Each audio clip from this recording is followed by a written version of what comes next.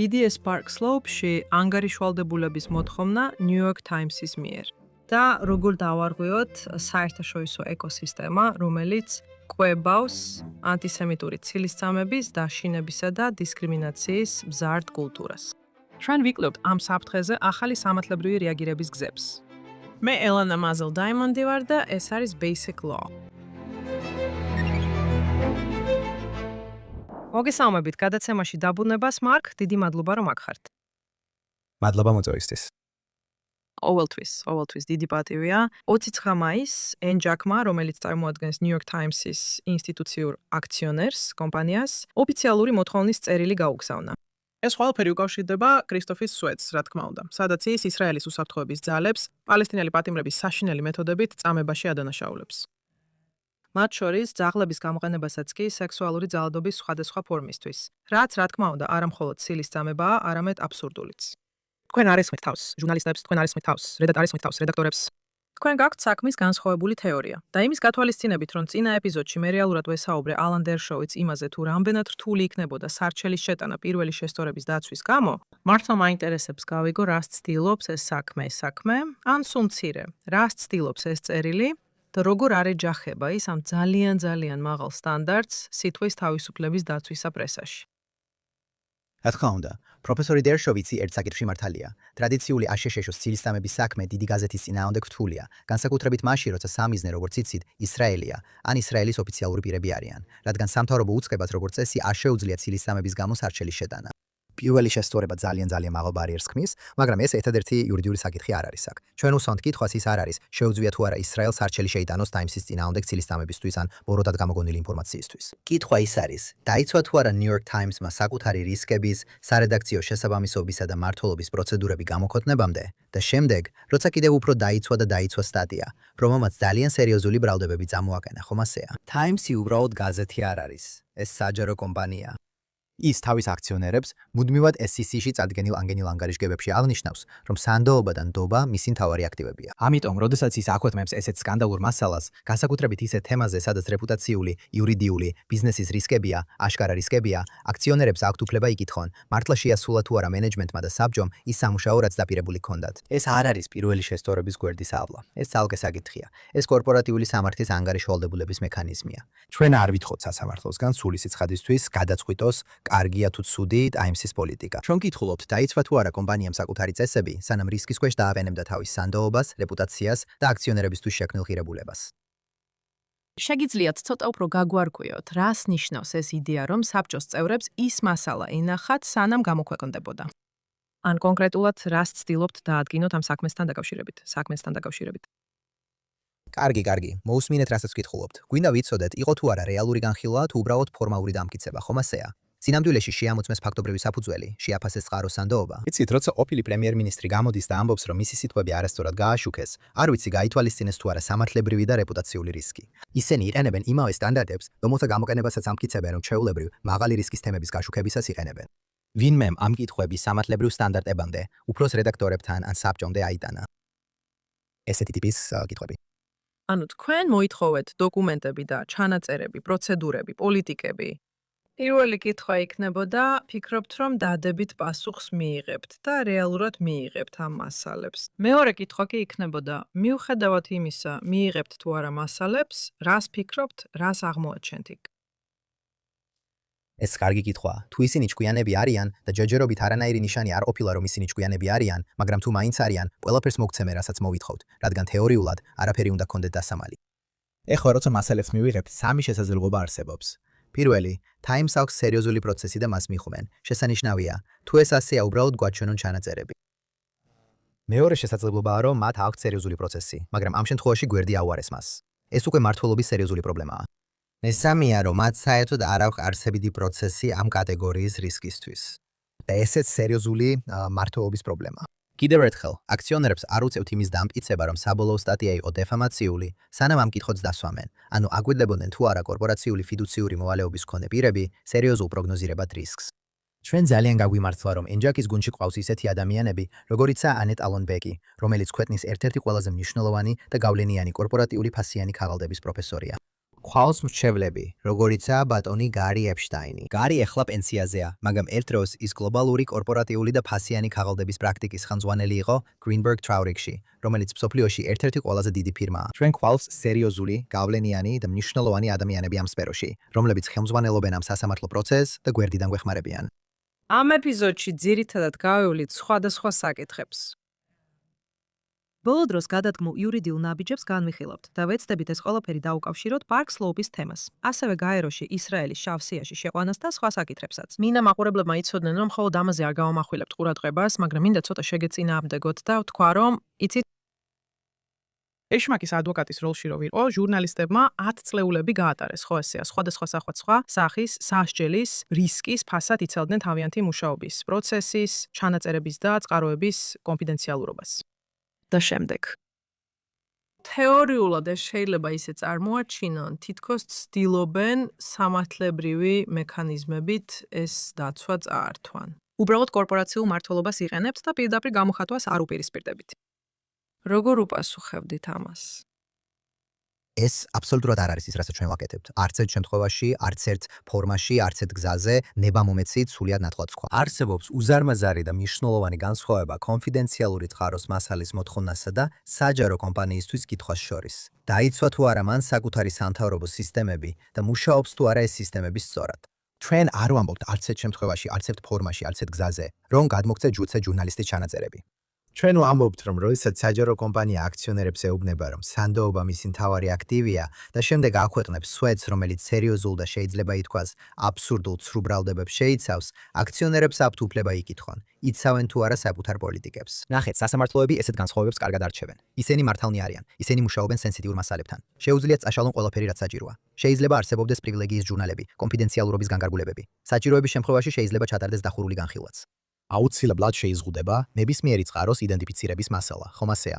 რედაქციის სენსიტიურობა რეალური საკითხია, მაგრამ ეს არ ნიშნავს აბსოლუტურ იმუნიტეტს კორპორატიული მმართველობისგან. პირველი შესწორება იცავს ჟურნალისტიკას, მაგრამ ის არ აუქმებს ფიდუციურ ვალდებულებებს. და იმ შემთხვევაში, თუ არსებობს კარგი საფუძველი, ვიფიქროთ, რომ ფიდუციური ვალდებულებები მართლაც დაირღვა, რა არის შემდეგი ნაბიჯი. კიდევ ერთხელ თუ ისინი გახსნიან ჩანაწერებს, მოდი უბრალოდ გავიაროთ ეს პროცესი და აჩვენებენ სერიოზულ კეთილსინდისიერ პროცესს. კარგი, ეს არის ერთი შედეგი. ჩვენ არ ვეთანხმებით სტატიას, მაგრამ კორპორატიული მმართველობის კანონი ეხება პროცესს და არა შედეგებს. თუ ისინი აჩვენებენ, რომ კომპანია მართლაც უგულებელყო სერიოზული გაფრთხილებები, რაც მოიცავს იმასაც, რომ მათ ვერ გადაამოწმეს არაჩვეულებრივი მტკიცებები, ხომ ასეა? როდესაც ისეთ ორგანიზაციებს, როგორიცაა ამერიკის კენელის ასოციაცია, უწევ განცხადების გაკეთება, რომ ჩვენ არ ვფიქრობთ ეს სიმართლეა, არ ვიცი ეს ისინი იყვნენ თუ სხვა მსგავსი ორგანიზაცია, მაგრამ თუ ანტიისრაელურ ბრალდებებს ან სხვა ბრალდებებს სტატიაში სხვანაირად მოექცნენ, ვიდრე სხვა მაღალი რისკის მტკიცებებს, ეს უკვე სხვა საკითხებს აჩენს. და თუ თქვენს, ჩვენ ვენდობით ჩვენს კოლუმნისტს, ეს პასუხი არ არის, ხომ ასეა? ნდობა კონტროლის სისტემა არ არის. საჯარო კომპანია ვერ გადააბარებს ასეთ საწარმოო რისკს, მხოლოდ იმიტომ, რომ ადამიანს ცნობილი სახელი აქვს, ხომ ასეა? სიამდვილეში, რაც უფრო პრესტიჟული ან წერალი და რაც უფრო უჩვეულოა მისი მტკიცებები, მით უფრო მნიშვნელოვანია პროცესი, რადგან სხვაგვარად გაეროს დაენსგავსები, ხომ ასეა? სადაც უბრალოდ განსხვავების დასაფარად პრესტიჟი რეალურ შემოწმებას ანაცვლებს. მართალია. ეს სამი რამ არის. მაგრამ რა ხდება, თუ ვივარაუდებთ, რომ დარღვევაა, თუ საკმარისი მტკიცებულება გაქვს ამის დასასაბუთებლად? შეიტანს საჩივარს აქციონერთა წარმოებულ პასუხისმგებლობის სარჩელზე. როდის უნდა გიპასუხონ? მათი პასუხის ვადა ამ პარასკევს იწურება. ასე რომ სადმაოდ მალე უნდა გავიგოთ, მოგვიწევს თუ არა სასამართლოში წასვლა ამ მოთხოვნის დასაკმაყოფილებლად. კარგი, მოდი ცოტა ხნით პარკ სლოუპზე გადავიდეთ, ესეც გასული კვირის ერთ-ერთი მთავარი ამბავი იყო. ამ ეტაპზე ვფიქრობ, რომ უმეტესმა ადამიანმა უკვე იცის, მაგრამ პარკ სლოუპის საკვები კოოპერატივმა 67%-იანი უმრავლესობით მის მაღაზიებში ისრაელის პროდუქციის ამოღებას მისცა ხმა. და ეს გადაწყვეტილება მას შემდეგ მიიღეს, რაც შიდა კენჭისყრის პროცედურებიც შეცვალეს. და ასე რომ თქვენ აპირებთ ან ემუქრებით მათ დისკრიმინაციის საჩივრის შეტანით ნიუ-იორკის შტატის კანონმდებლობის მიხედვით. და ეს კანონი, რა თქმა უნდა, შეგიძლიათ უფრო დეტალურად ახსნათ, მაგრამ როგორც მე მესმის, კრძალავს ბიზნესის შავ სიებში შეყვანას, რასის, ეროვნების და სხვა მსგავსი ნიშნების მიხედვით. შეგიძლიათ ცოტა უფრო დეტალურად მოყვეთ ამ ამბავზე? რა თქმა უნდა, და უბრალოდ გეტყვით, იცით, ჩვენ არასდროს ვაგზავნით მოთხოვნის წერილს თუ ამას სერიოზულად არ გულისხმობთ. გვინდა რომ უკან დაიხიონ, მაგრამ თუ არა, აბსოლუტურად ვაპირებთ სარჩელის შეტანას. ნიუ-იორკის კანონში არსებობს სპეციალური ანტიბოიკოტის დებულება. ის კრძალავს ბოიკოტს, შავ სიაში შეყვანას ან უარისკმას პირისგან ყიდვაზე, გატიდვაზე ან ვაჭრობაზე. ამ დაცული მახასიათებლების გამო, რომლებშიც ეროვნული წარმომავლობაც შედის, ან იმპირის მფლობელების, წევრების, თანამშრომლების, ან ასოცირებული პირების დაცული მახასიათებლების გამო და ასე შემდეგ. ასე რომ, კიდევ ერთხელ, რაც კოოპერატივმა გააკეთა, იყო ის, რომ მათ პირდაპირ მიიღეს ქვეყნის მიხედვით ბოიკოტი, ხო ასეა, ისრაელის პროდუქცია, როგორც ისრაელის პროდუქცია. და კიდევ ერთხელ იმავე შეხვედრაზე, მათ ასევე, როგორც თქვენ ახსენეთ, მოხსნეს ბოიკოტებისთვის 65%-იანი სუპერმრავლობის მოთხოვნა. ასე რომ, აქ კითხვა ასეთია. შეუძლია თუ არა ნიუ-იორკის ბიზნეს უარი თქვას საქონლით ვაჭრობაზე მხოლოდ იმიტომ, რომ ისინი ისრაელისაა და ჩვენ ვფიქრობთ, რომ პასუხი არის არა. გულისხმობ კიდევ ერთხელ უბრალოდ მინდა ბოლომდე გავიგო ლოგიკა. განა არ აქვს კერძო საწარმოს უფლება თავად გადაწყვიტოს, საიდან შეავსებს თავის თაროებს. ეს მართლაც კარგი კითხვაა. ამ კონტექსტში კერძო არ ნიშნავს, რომ გათავისუფლებულია სამოქალაქო უფლებების კანონებისგან. მოდი მაგალითს მოგიყვანთ. რესტორანი შეიძლება იყოს კერძო, ხომ ასეა? კლუბი შეიძლება იყოს კერძო, მაღაზია შეიძლება იყოს კერძო. ასეთი კოოპერატივით შეიძლება იყოს კერძო. მაგრამ როგორც კი ვაჭრობის სფეროში მუშაობ, ნიუ-იორკ შეუძლია გითხრას, რომ ვაჭრობით დაკავშირებულ ინიციატივებში დაცული კატეგორიების მიხედვით დისკრიმინაცია არ შეიძლება, ხომ ასეა? წევრებს შეიძლება კონდეთ პოლიტიკური შეხედულებები, შეუძლიათ გააკრიტიკონ ისრაელი, შეუძლიათ იმაზე ილაპარაკონ, რაც უნდათ. შეუძლიათ ინდივიდუალურად უარი თქვან პროდუქციის შეძენაზე. რაც არ შეუძლიათ არის ის, რომ ბიზნეს სუბიექტი გამოიყენონ და ეროვნების მიხედვით დისკრიმინაცია მაღაზიის პოლიტიკად აქციონ. ეს სხვა ქვეყნებთან დაკავშირებითაც ყოფილა, ანუ როგორია ამ საკითხზე სასამართლო პრაქტიკა. სხვა ქვეყნებისთვის. ხო, სხვა ქვეყნებიდან საქონელზე და სხვა შემთხვევებშიც, ანუ რამდენი სხვა ბიზნესი იცით, ვინც ასე მოიქცა. ხო, გესმით. მართლა რას არაკეთებ? მართლა არ ხედავ, რომ ისინი სხვა ქვეყნებს მისდევდნენ სხვა, ასე ვთქვათ, ადამიანის უფლებების დარღვევებისთვის. და კიდევ ერთხელ ეს არის ერთ-ერთი ნიშანი, როცა საქმე დისკრიმინაციულ ორმაგ სტანდარტებს ეხება. კარგი. მაშ, თქვენი მოთხოვნაა, რომ მათ ზუსტად რა გააკეთონ? რომ მათ გააუქმონ ბოიკოტი, რომ შეავსონ თაროები, რომ მათ ყველაზე მოჩამქი. შეწყვიტეთ დისკრიმინაცია. მართლა. ძალიან მარტივი მოთხოვნაა. შეწყვიტეთ დისკრიმინაცია და ყველა თქვენი პრობლემა გაქრება. კარგი, მაგრამ ხო არ არის ის, რაც აქ მოხდა, ძირითადად დაკავშირებული იმ ფაქტთან, რომ მათ ეს გამოაცხადეს. მაგალითად, თუ ისინი უბრალოდ ბიზნესი იქნებოდნენ, რომელმაც გადაწყვიტა, რომ აღარ შეეტანათ ჰუმუსი კონკრეტული მომწოდებლებისგან, ხო ვერ შეძლებდით ამ კავშირის ჩვენებას.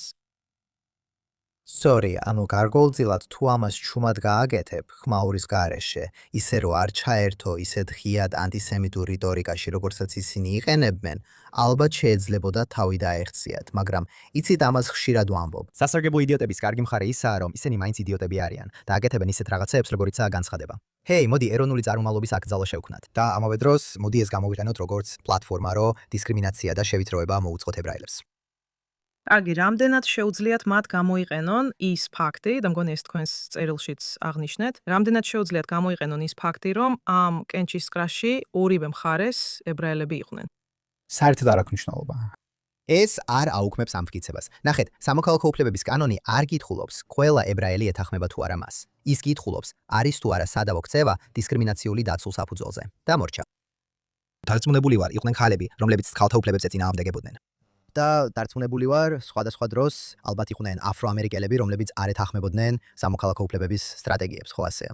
დაცულ საზოგადოებაში შიდა უთანხმოება არ აკანონებს დისკრიმინაციას ამ საზოგადოების მიმართ. და კიდევ ერთხელ, გასაგებად რომ ვთქვათ, ეს არც კი ეხება ებრაელებს, როგორც ებრაელებს, ხო ასეა. მგონი ეს 296 მუხლია ის, საუბრობს ეროვნული წარმომავლობის ბოიკოტებსა და შავსიებზე. ასე რომ ისრაელელი მწარმოებლები, ისრაელელების საკუთრებაში არსებული კომპანიები აუცილებელი არ არის, რომ ებრაელები იყვნენ. კომპანიები, რომელსაც ხავთ ისრაელელი მომწოდებლები, ან თუნდაც ბიზნესები, რომლებიც ისრაელ პარტნიორებთან არიან დაკავშირებული, ყველა შეიძლება დაზარალდეს. ასე რომ ეს არასოდეს რჩება მხოლოდ ერთ რელიგიაზე შეზღუდული. ეს არც კი რჩება მხოლოდ გეოპოლიტიკურ საკითხებში შეზღუდული. ის ქმნის მკლუ გარემოს ებრაელებისთვის, ისრაელელებისთვის, ისრაელთან დაკავშირებული ადამიანებისთვის და ეს ყველაფერი დაცული მახასიათებლებია. კარგი.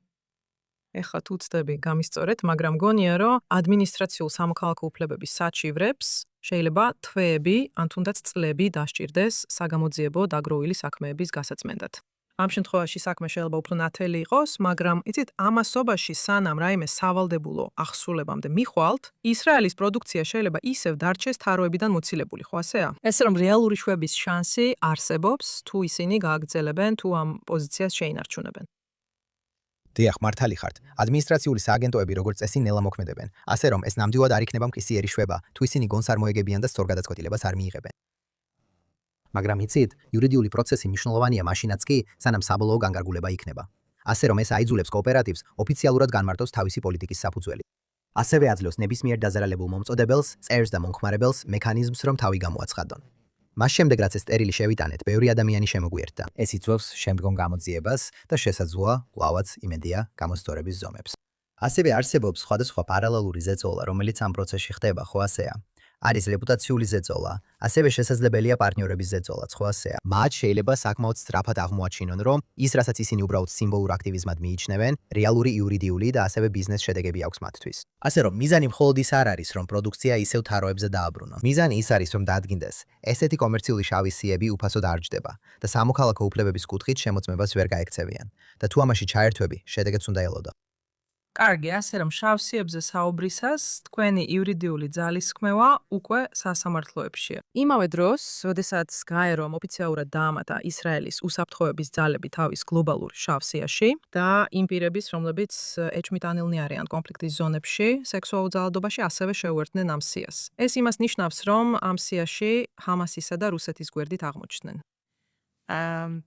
მაშინ სანამ ამ სხვადასხვა თემას ერთად შევკრავთ, რა მნიშვნელობა აქვს ამ ნაბიჯს?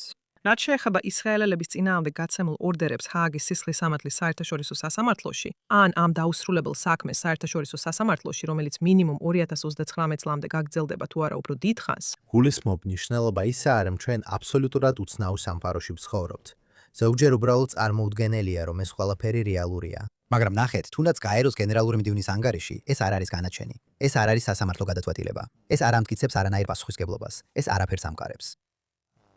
მაგრამ ეს სახიფათოა. სახიფათოა, რადგან ის ხდება ნარატივის ინფრასტრუქტურა. ხო ასეა. და როგორც ეს ყველაფერი ხდება, იცით, საერთაშორისო იურიდიული ორგანოები, არასამთავრობო ორგანიზაციები, ჟურნალისტები, აქტივისტები, ყველა ერთმანეთს ციტირებს ამ მანგიერ წრეში. ასე რომ, გაეროს ანგარიშს ციტირებს არასამთავრობო ორგანიზაცია, არასამთავრობო ორგანიზაციას ციტირებს გაზეთი, გაზეთს ციტირებს მოსარჩელე, მოსარჩელეს კი პოლიტიკოსი.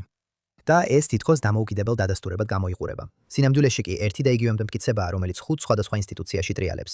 ასე რომ ავტომატურად ცვლის რამეს ჰააგის სისხლის სამართლის საერთაშორისო სასამართლოში ან საერთაშორისო სასამართლოში. არა, მაგრამ ეს ქმნის პოლიტიკურ და მტკიცებულებით წინააღმდეგობებს. სხვათა შორის ყველას უნდა ნახოთ ვიდეო ინტერნეტში, სადაც ანგარიშის ავტორი ამბობს, რომ მან არ გადაამოწმა არც ერთი ბრალდება, მან არც ერთი მტკიცებულება არ ნახა. და რომ თუნდაც მტკიცებულება შესთავაზეს, მან მაინც უარი თქვა მისი ნახვაზე. ეს პირდაპირ უცნაური სიტუაცია. არასდროს მინახავს რამე მსგავსი, სადაც ასე ღიად აღიარებენ, რომ ყველაფერი სრულად გამოგონილია.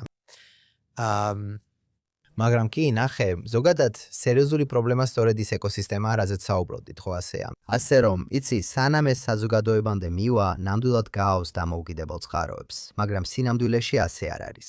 და ეს განსაკუთრებით საშიშია ვფიქრობ ამ შემთხვევაში. მე არ ვარ ექსპერტი სექსუალური ძალადობის ბრალდებებში, მაგრამ ანტისემიტიზმის შესახებ ბევრი რამ ვიცი და ვიცი, რომ აქ ეს განსაკუთრებით საშიშია. ნახე, ეს ყველაზე გამაღიზიანებელი ბრალდებებიდანაა, რაც კი შეიძლება წარმოიდგინო. და როგორც ბევრი ბრალდება ანტისემიტიზმთან დაკავშირებით ისტორიულად, ისინი შექმნილია იმისთვის, რომ გვერდი აუარონ ლოგიკას და ავტომატურად გამოიწვიონ ზიზღი და სიძულვი. ამიტომაც ძველი ანტისემიტური ცილისწამებები ასე ხშირად იყო დაკავშირებული სექსუალურ გარყვნილებასთან, ბავშვების ძალადობასთან, მოძამლასთან, ან წმინდა ნივთების შეურაცხყოფასთან. ხომ ასეა? ფარული შეთქმულება, ეს ყველაფერი. ფორმა იცვლება, მაგრამ ფუნქცია იგივე რჩება. ის ცდილობს, რომ კითხვების დასმის ნაცვლად პირდაპირ ზიზღისა და სიძულვილის გამოწვევაზე გადაგიყვანოს. ცხადია, და ეს ბრალდებები უნდა იყოს გამოძიებული, მაგრამ ისრაელი არავითარ შემთხვევაში არ უნდა დაექვემდებაროს დაბალ მტკიცებულებით სტანდარტს, როგორც ამას გაერო აკეთებს. ასევე უნდა აღინიშნოს, თუმცა მგონია, რომ ეხლა ამას ბევრი ადამიანი იცის, რომ ქრისტოფის სტატია გამოქვეყნდა, როგორც მახსოვს, წინა ღამეს ან წინა დღეს, ვიდრე გამოვიდოდა, მართლაც დამანგრეველი მტკიცებულებზე დაფუძნებული ანგარიში ჰამასის სექსუალური ძალადობის შესახებ 7 ოქტომბერს. ამიტომაც ეს ძალიან ეფექტური იყო ყურადღების გადატანაში ამ საკითხიდან და სამწუხარო ვითარების შექმნაში. მე ამას მორალურ ეკვივალენტსაც კი არ უწოდებდი, უფრო არამორალურ გათანაბრებას, რომლისგანაც როგორმე მოგვიწევს გათავისუფლება მომდევნო წლებში. ხო, ასე რომ ნახე, უბრალოდ მინდოდა მეთქვა, იცი, ერთ-ერთი რამ, რაც ჩვენს აქციონერებს ძალიან აინტერესებთ, ეს არის ეს ვადები. New York Times-მა წარმომადგენლის საშუალებით განაცხადა, რომ მათ არ იცოდნენ, რომ ეს ანგარიში გამოდიოდა და რომ სწორედ იმ დღეს გამოდიოდა და რომ ვადებს არ ქონია გავლენა. გეტყვით, რომ სხვა საინფორმაციო სააგენტოებთან დავადასტურე და თავადაც ვნახე ის ემბარგოთი დაცული ანგარიში, რომელიც მათ ისრაელმა გადასცა და აცნობა როდის გამოქვეყნდებოდა. გონებაში ვერ ჯდება იმის გაფიქრებაც კი, რომ მე მქონდა ემბარგოთი დაცული ანგარიში და ზუსტად ვიცოდი როდის გამოქვეყნდებოდა, ხოლო New York Times-მა არა. ძალიან კარგი. ჩვენ სიამოვნებით ვნახავდით ამ ჩანაწერებს. თქვენს მოსაზრებაზე თითქოს არსებობს მცდარი აღქმა, რომ ყველა ეს სხვადასხვა წყარო დამოუკიდებლად არის დადასტურებული, ხო ესეა? იქმნება დიდი ექოს კამერა, სადაც ჩანს თითქოს ბევრი დამოუკიდებელი კვლევა მიმდინარეობს. აქვს თუ არა ამას საბოლოო ჯამში იურიდიული გავლენა? მაგალითად, როცა შედიხარ ადგილობრივ სასამართლოში, აქვს თუ არა გაეროს ანგარიშს, რაიმე მნიშვნელობა შენი არგუმენტისთვის ან შენს წინააღმდეგ არსებულ არგუმენტებში. რად მოკლე პასუხია, რომ არ უნდა კონდეს. იცი. ნიუ-იორკის სამოქალაქო უფლებების სააგენტოს არ აქვს უფლება თქვას, რომ გაერომ გააკრიტიკა ისრაელი. ამიტომ ნიუ-იორკის ბიზნეს შეუძლია ბოიკოტი გამოუცხადოს ისრაელის პროდუქტებს. ხომ ასეა? ეს ნამდვილად არ შეესაბამება სამოქალაქო უფლებების კანონებს. მუშაობს. თუ როგორღაც უნდა აჩვენო განსაკუთრებული ან ბოროტი მიკერძოება ამ საკითხებთან დაკავშირებით, მაშინ ის ფაქტი, რომ ეს ანგარიშები არსებობს მსოფლიოში, შეიძლება გამოყენებულ იქნას იმის საჩვენებლად, რომ ეს ფაქტებზე დაფუძნებული ან უფრო ობიექტურად მოტივირებული ნაბიჯია. კიდევ ერთხელ ამას მნიშვნელობა არ ექნება. შეიძლება მართლაც გქონდეს კარგი მიზეზები, რომ ცულდეს ადამიანის ეროვნული წარმომავლობა, მაგრამ მაინც არ შეგიძლია დისკრიმინაცია მათი ეროვნული წარმომავლობის საფუძველზე, ხომ ასეა? ვერ მიხვიდე ადამიანთან და უთხრა, ვფიქრობ, ჩინეთთან საშინლად უსამართლო სავაჭრო პრაქტიკა გვაქვს და ამიტომ შენს წინააღმდეგ დისკრიმინაციას გავწევ, რადგან ჩინელი ხარ. ვერ მიხვიდე ადამიანთან და უთხრა, ძუვარ ვლადიმირ პუტინი. მას არასდროს უნდა დაეპყრო უკრაინა და ამის გამო დისკრიმინაცია გაგიწეო, რადგან რუსი ხარ. იგივე გზით ვერ იტყვი მძულს ისრაელი ამა თუ იმ მიზეზით.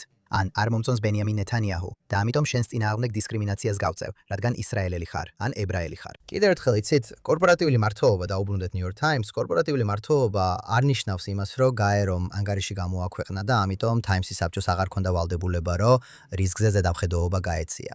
ეს არ უკავშირდება რეალურ ფიდუციურ ვალდებულებას. ეხლა კიდევ ერთხელ ცხადია, მართალი ხართ, ეს ფაქტობრივი გარემოს ნაწილია. ეს შეიძლება ხსნიდეს, რატომ სცელდებოდა ეს ბრალდებები, მაგრამ ეს არანაირად არ ათავისუფლებს დისკრიმინაციო უქცევას პასუხისგებლობისგან.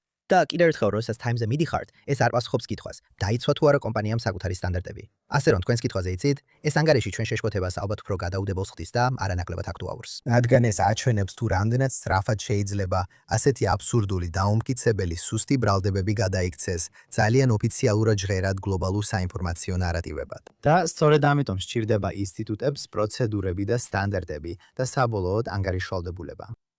კარგი, ეს ძლიერი დასასრული იქნებოდა, მაგრამ კიდევ ერთი საკითხი მაქვს თქვენთან განსახილველი, რომელიც მგონი თქვენვე წამოჭერით, ჩემთან შოუს დაწყებამდე ცოტა ხნით ადრე. თქვენ ახსენეთ, რომ თქვენთვის ნებადართული გახდა ცილის წამების სარჩელის დაყენება ფრანჩესკა ალბანეზეს წინააღმდეგ. და მინდა 1-2 წუთი მოგცეთ ამაზე სასაუბროთ. ვიცი, რომ ამით ძალიან ბედნიერი ხართ. მინდა 1-2 წუთი მოგცეთ თქვენ და თქვენ სუპერვარსკვლავ გუნდს მისტერ ეპსტეინთან ერთად და სხვებთან ერთად. მაგრამ მოვიყევით 1-2 წუთით ამაზე და სცადეთ დააკავშიროთ ეს იმ საკითხებთან, რაზეც დღეს ვსაუბრობდით. საქმის შესახებ ინფორმაცია. ჩვენ შევიტანეთ ფედერალური სარჩელი კოლორადოში ქრისტიანი მეგობრების, ისრაელის თემებისა და ქრისტიანები ისრაელისთვის, სახელით ფრანჩესკა ალბანეზეს წინააღმდეგ, რომელიც, ვისაც გითხავთ, ან ამჟამინდელი, ან ყოფილი გაერო სპეციალური მომხსენებელია პალესტინის ტერიტორიების საკითხებზე, ცილისწამების, სავაჭრო ცილისწამების და უკანონო ჩარევის ბრალდებით. რადგან მან საჯაროდ დაადანაშაულა ჩვენი ქრისტიანი მეგობრები, რომლებიც უბრალოდ ისრაელს მხარდამჭერი ქრისტიანული საქველმოქმედო ორგანიზაციები არიან, ძალიან სერიოზულ საერთაშორისო დანაშაულებში თანამონაწილეობაში, მათ შორის გენოციდში, აპარტეიდში, ომის დანაშაულებსა და კაცობრიობის წინააღმდეგ ჩადენილ დანაშაულებში. მან კვლავაც ამოიღო სამიზნედ ეს ამერიკული ქრისტიანული საქველმოქმედო ორგანიზაციები და მცდარად წარმოაჩინა მათი სრულიად კანონიერი, ქველმოქმედებითი და რელიგიური მხარდაჭერა ისრაელის თემების მიმართ. თითქოს ეს იყო დანაშაულებრივ ქმედებაში მონაწილეობა. და კიდევ ერთხელ, ეს ძალიან მნიშვნელოვანი საქმეა. ეს ამოწმებს, შეუძლია თუ არა გაეროსთან დაკავშირებულ პირს უბრალოდ გამოიყენოს თავისი თანამდებობის პრესტიჟი, რათა ამერიკული კერძო ორგანიზაციების წინააღმდეგ ცილისწამებლურ ბრალდებებს ლეგიტიმურობის იერი მისცეს და შემდეგ სცადოს პასუხისგებლობის თავიდან აცილება დიპლომატიური ან ფუნქციური იმუნიტეტის მოშველიებით. სასამართლომ უკვე გაამახვილა ყურადღება ამ საკითხზე. სინამდვილეში იანვარში მაგისტრატმა მოსამართლემ დამატებითი წერილობითი განმარტებები მოითხოვა იმაზე, ფარავს თუ არა გაეროს ფუნქციური იმუნიტეტი საერთოდ სასამართლო დოკუმენტების ჩაბარებას. და რა სტანდარტი მოქმედებს მაშინ, როცა მოსარჩელეები ამტკიცებენ, რომ ქმედება ოფიციალურ მანდატს ცდება, რაც სწორედ ჩვენ შემთხვევაშია, ხომ ასეა? ამიტომ ეს საქმე კვლავაც ეხება პასუხისგებლობას ცილისწამებლური სამართლებრივი დემხლებრივი დევნისთვის.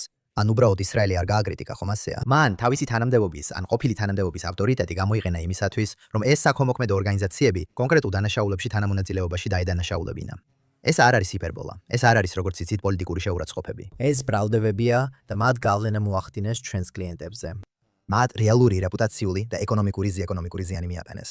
ასე რომ, სწორედ ამ კვირაში, სინამდვილეში, გაერომ შეგვატყობინა, რომ ისინი გეგმავენ ჩაერიონ მის სასარგებლოდ. და ისევ, მათი მოსალოდნელი არგუმენტი იქნება ის, რომ ალბანეზე იყო ექსპერტი მისიაზე და შესაბამისად მას აქვს ფუნქციური იმუნიტეტი და ასე შემდეგ. ეს არის მათი არგუმენტის ყველაზე ძლიერი ვერსია. იცით, გაეროს პრივილეგიებისა და იმუნიტეტების შესახებ კონვენცია იცავს ექსპერტებს მისიაზე ოფიციალური ქმედებებისას. მათ შორის გარკვეულ სიტყვებს, რომლებიც ნათქვამი ან დაწერილია მისიის მიმდინარეობისას. მაგრამ აქ თავარი სიტყვაა ფუნქციური და ფუნქციური იმუნიტეტი.